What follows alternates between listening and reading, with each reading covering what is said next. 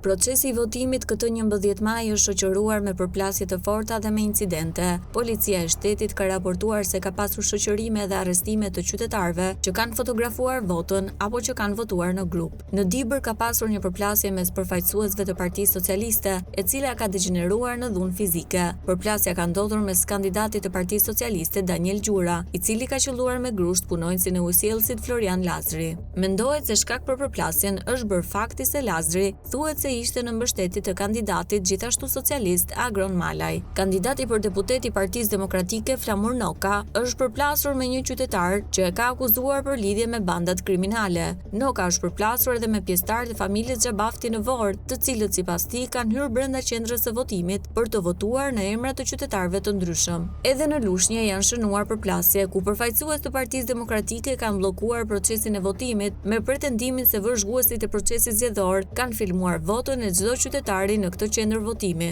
Në Pogradec, eksponenti I Partisë Demokratike Luan Tollozhina ka goditur me grusht komisionerin e Partisë Socialiste Entin Gega, pasi ka pretenduar se I ka ngacmuar të bijën. Parregullsi janë denoncuar edhe në papër të Elbasanit, ndërsa në Finiq, drejtuesja politike e Partisë Demokratike për Sarandën, Ina Zhupa, ka denoncuar se kushëriri I kandidatit të Partisë Socialiste Vasil Llajo ka nxjerrë fletën e votimit jashtë dhe po udhëzon votuesit.